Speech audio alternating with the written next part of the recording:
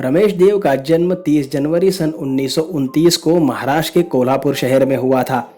रमेश देव मूल रूप से राजस्थान के रहने वाले थे। दरअसल सालों पहले इनके पूर्वज छत्रपति साहू महाराज के बुलावे पर राजस्थान के जोधपुर से महाराष्ट्र के कोल्हापुर आ गए थे। पेशे से इनके पुरखे अपने दौर के दिग्गज इंजीनियर थे। कहा जाता है कि जोधपुर पैलेस के चीफ आर्किटेक्चर रमेश देव के परदादा ही थे। कोल्हापुर आने के बाद रमेश देव के परदादा छत्रपति साहू महाराज के चीफ इंजीनियर बन गए थे। रमेश देव जब छोटे थे तो इनके माता पिता चाहते थे कि ये बड़े होकर आर्मी ज्वाइन करें, लेकिन इनकी किस्मत इन्हें ले गई एक्टिंग की तरफ। और एक्टिंग में ये किस तरह आए, ये किस्सा भी कम दिलचस्प नहीं है।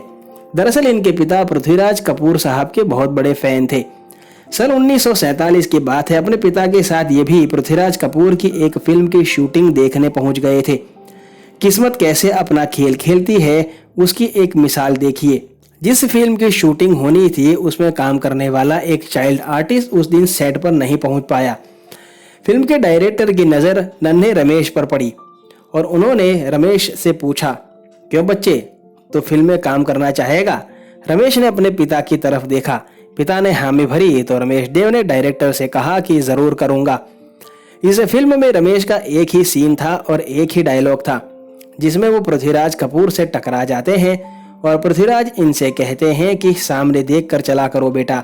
तभी ये पृथ्वीराज कपूर से बोलते हैं कि मैं तो देखकर ही चल रहा था, लेकिन आप जैसी हस्ती सामने आ गई तो टकरा गया। उस फिल्म का नाम था वाल्मीकि। पहली फिल्म में बाल कलाकार के तौर पर काम करने के बाद कई सालों तक इन्होंने फिल्मों की तरफ नहीं देखा। ये कोल्हापुर में एक कॉलेज में पढ़ाई कर रहे थे। कॉलेज की एक लड़की पर इम्प्रेशन बनाने के लिए ये उसे फिल्म की शूटिंग दिखाने ले जाना चाहते थे, लेकिन उन्हें पता था कि अगर ये बात किसी को पता चल गई तो बड़ी बातें होने लगेंगी। उन्होंने कॉलेज के अपने और भी दोस्तों को इकट्ठा किया और उस लड़की के साथ फिल्म की शूटिंग देखने चले गए। जब ये शूटिंग देखने फिल्म के सेट पर अपने दोस्तों के साथ थे तो इन पर नजर पड़ी मराठी फिल्म के बड़े प्रोड्यूसर दिनकर पाटिल की।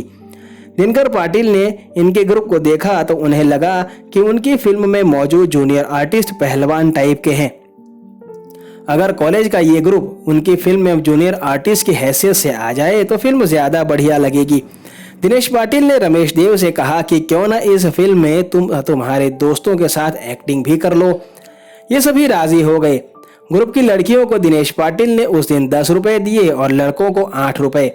इत्तेफाक से दिनेश पाटिल ने रमेश देव से एक लंबा चौड़ा डायलॉग भी बुलवाया था और इस तरह बतौर जूनियर आर्टिस्ट रमेश देव साहब के करियर की शुरुआत हो गई।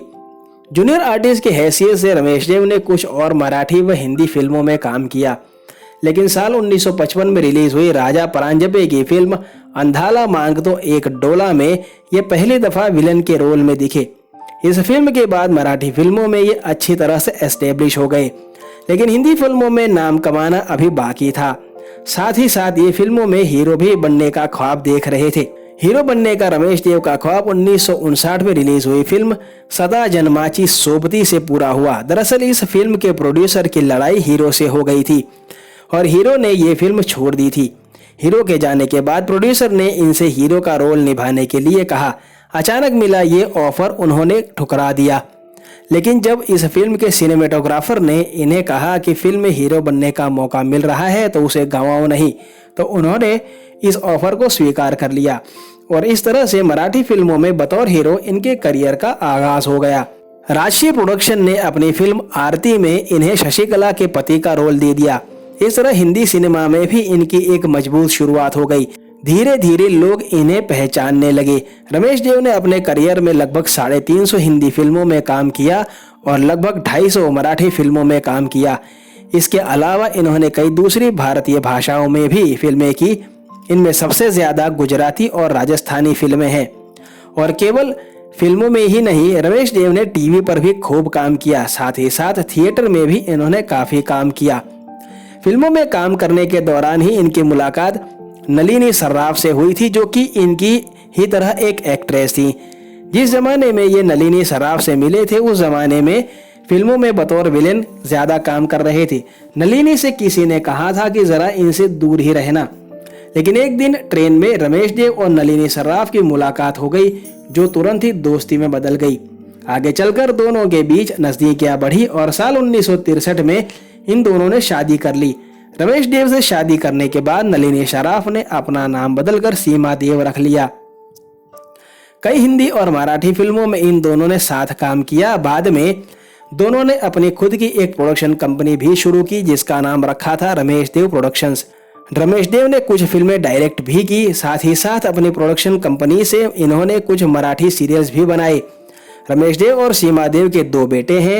एक का नाम है अजिंक्य देव जो कि अपने माता पिता की ही तरह एक्टर हैं।